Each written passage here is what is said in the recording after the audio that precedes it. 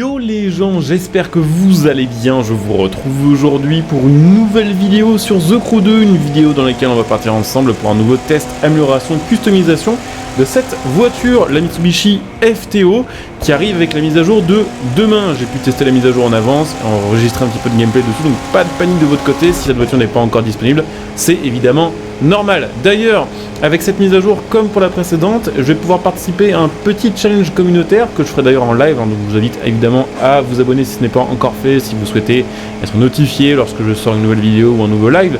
Mais surtout, grâce à ce challenge communautaire, selon le résultat que j'aurai, eh bien j'aurai un certain nombre de packs Crew Crédit à vous faire gagner. Et pour ceux qui sont intéressés justement pour avoir des Crew Crédit gratuitement via ce petit concours, vous pouvez d'ores et déjà m'envoyer des messages sur Facebook ou sur Twitter ou même sur Twitch via un des liens qui sera sous cette vidéo. Donc n'hésitez pas, voilà, si ça vous tente d'avoir ces petits Crew Crédits, voilà, je vous les ferai gagner par tirage au sort selon le nombre évidemment de Crew Crédits que j'aurai à vous faire gagner.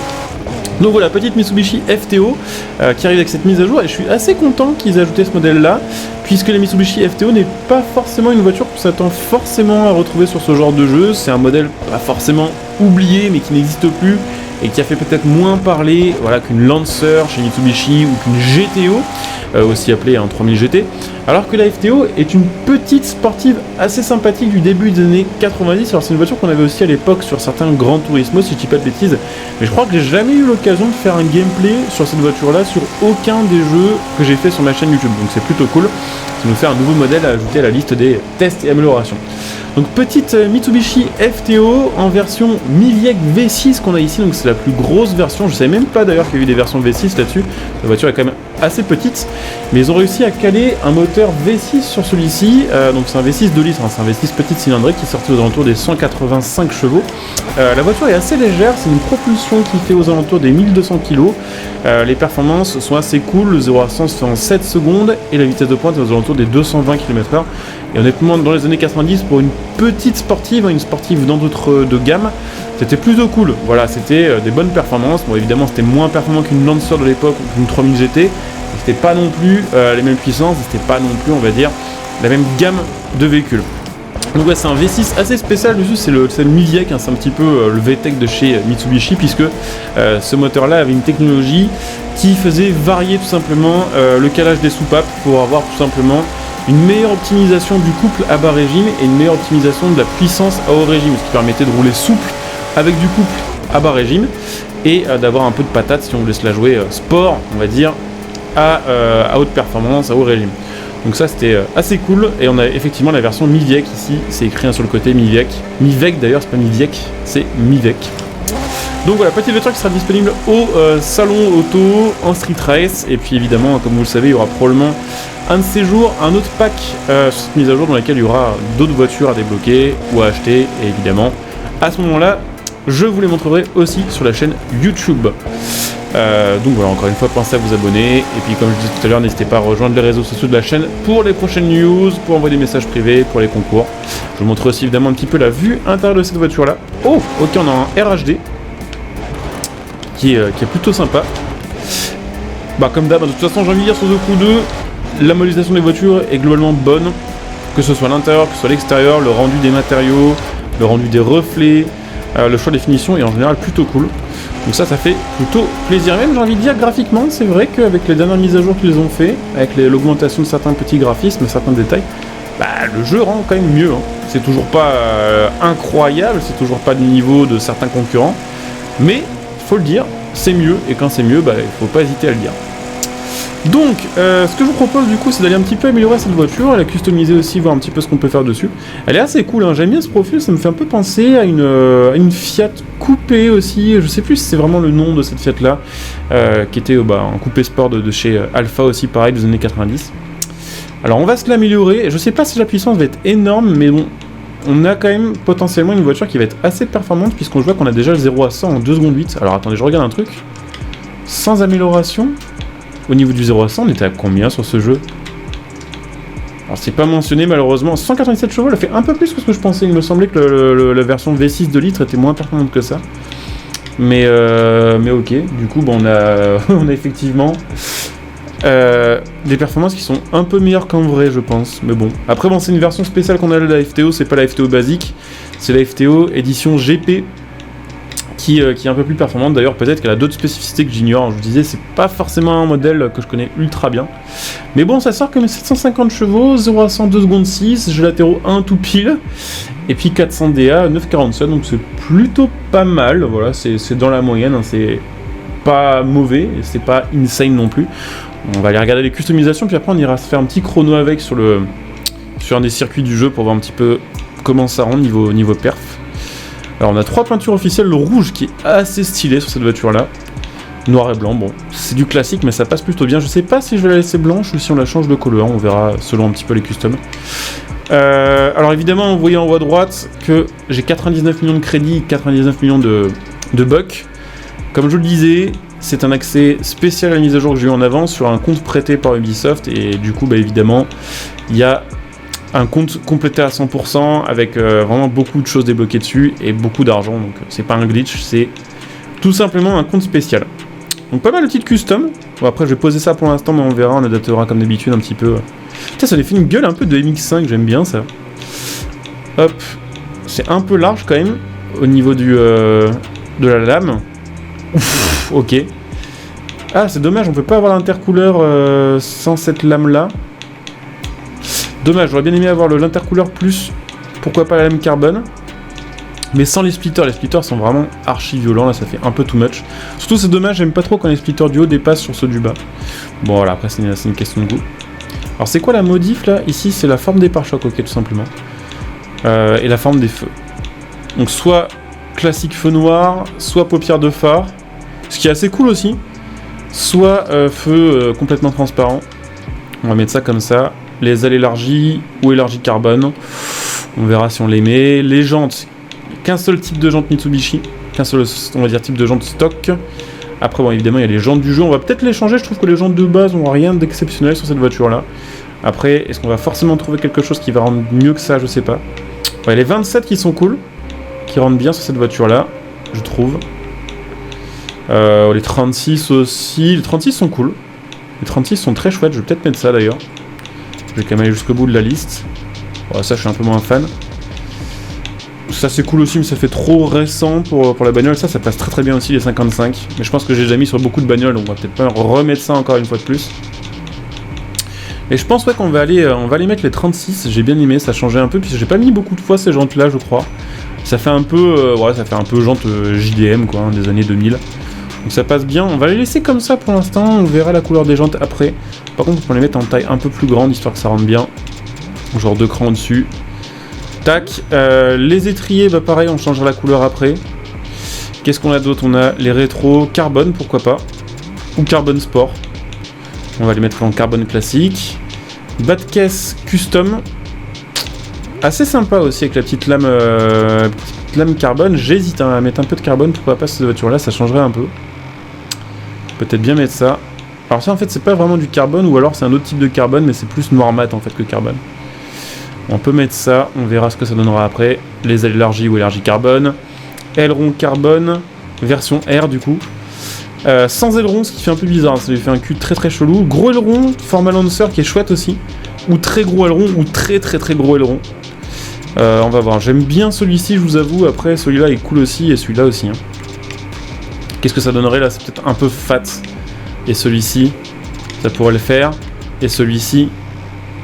Celui-ci, ça fait plus un cul de 3000 GT, c'est un peu chelou en fait. On va peut-être mettre celui-là plus haut. Pare-choc arrière, ok, bon. Alors ça par contre, la lame... les feux qui vont vraiment jusqu'au milieu de la voiture, je suis pas trop fan. Et pour le reste de la forme du pare-choc, qu'est-ce que ça change? Ça change aussi la forme de l'échappement. J'aime bien celui-ci. J'aime bien celui-ci aussi, le 10 là. Plutôt cool. On va mettre ça, je pense. Hein. Et puis l'intérieur, évidemment, bon, on va le mettre noir pour l'instant. Ah, quoique, en rouge, il claque. Hein. Ça claque, ça change un peu. J'aime bien. J'ai pas eu souvent ce genre de config sur le jeu. J'aime bien. Voilà, après, c'est peut-être un peu trop rouge, mais en comme ça, j'aime bien.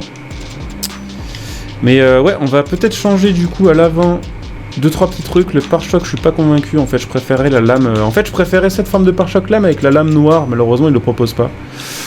Donc un peu triste, un peu deg. Sinon bah, on a la lame noire comme ça, mais c'est pas la forme de pare-choc que j'aurais voulu. Que faire? Sinon on met ça, hein. Tant pis pour les splitters, ils seront fat. Qu'est-ce que ça va donner? Pourquoi pas au final, hein. Pourquoi pas, même limite le capot en fait. Est-ce qu'on le mettrait pas carbone? Voyons voir ce que ça donne.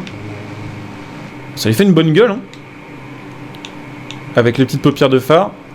Ça lui fait vraiment un look de 3000 GT croisé avec une RX-7, c'est un peu chelou, mais bon, ok. Bon, les jantes, on va faire ça. On va peut-être changer la couleur pour le coup.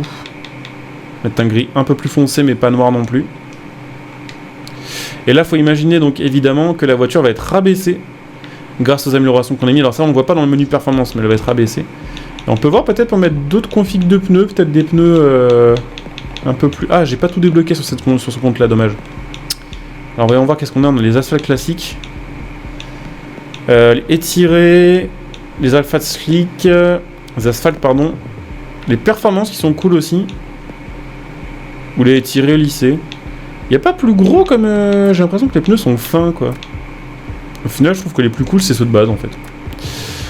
Donc ok, on va mettre ça comme ça.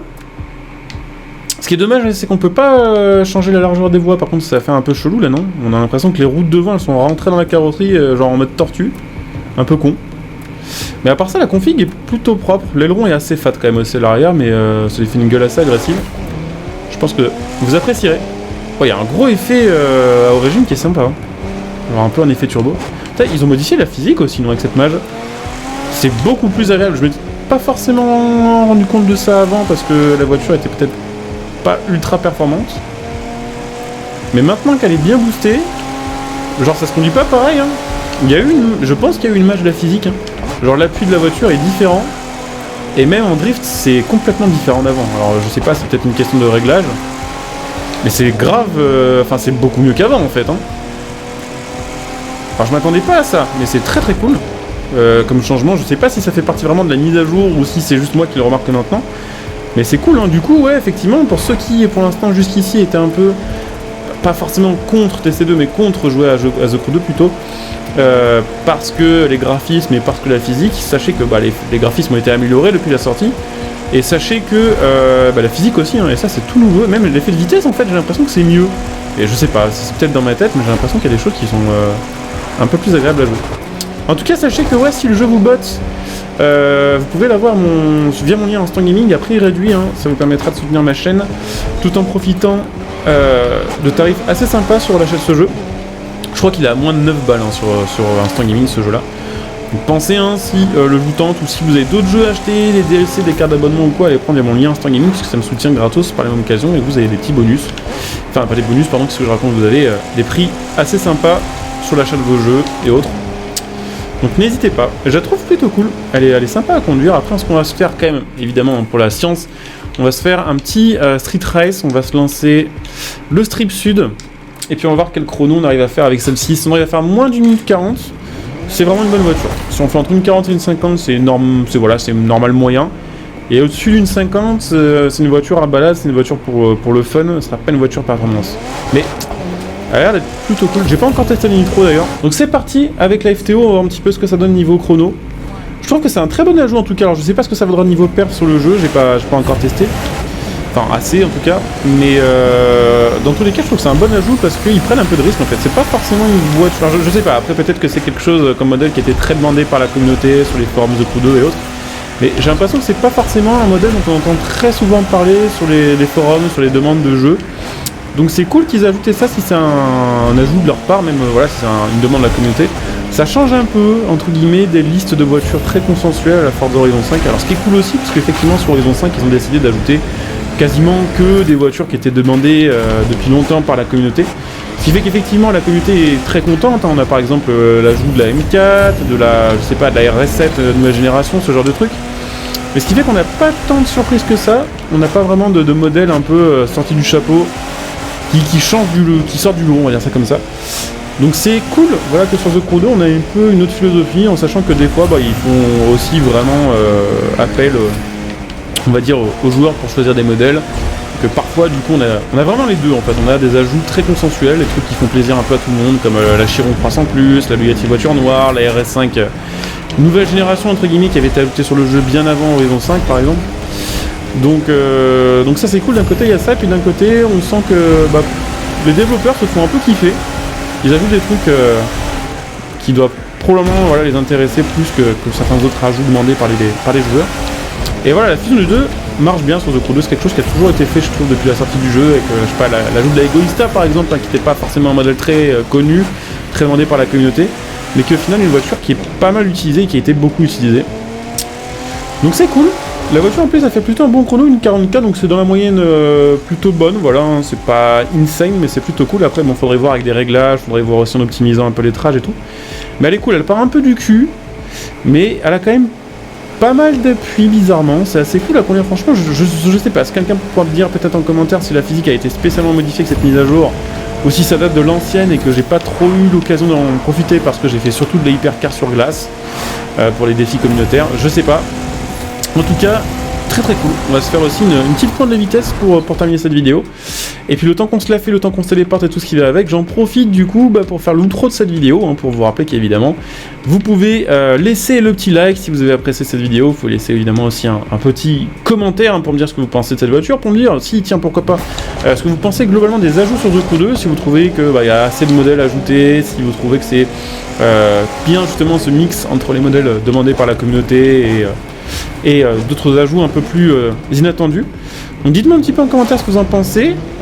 Pensez éventuellement aussi à venir me follow sur Twitch pour ceux qui sont intéressés, pour me voir en live, puisque sur Twitch je suis assez souvent en live. Vous pouvez venir follow via le lien qui sera sous cette vidéo en description et en top commentaire. Ça vous permettra d'avoir les alertes des prochains lives. Vous pouvez même utiliser votre Twitch Prime si vous avez Amazon Prime, ce qui vous permettra de soutenir ma chaîne gratuitement en vous en profiter de plein de petits bonus sur ma chaîne Twitch. Vous pouvez, je vous disais tout à l'heure, me retrouver sur Twitter, donc n'hésitez pas à venir follow pour les news, pour les concours, pour m'envoyer des messages privés. Vous pouvez soutenir ma chaîne gratuitement en faisant vos achats via le lien de soutien sous cette vidéo. En description et en top commentaire, vous trouverez mon lien Instant Gaming, comme je disais tout à l'heure, mon lien Mattel.net pour acheter vos configs, vos écrans, vos volants, vos manettes, tout ce qui va avec, hein, tout ce qui est gaming. Et puis pour ceux qui souhaitent soutenir ma chaîne sur le long terme, vous pouvez aussi évidemment devenir des soutiens via le bouton rejoindre cette vidéo, ce qui vous permettra de profiter de plein de petits bonus là aussi. Donc je vous dis à très bientôt pour une nouvelle vidéo, puis on s'arrête sur un petit top à 417 km/h. Allez, à bientôt, ciao et bon jeu.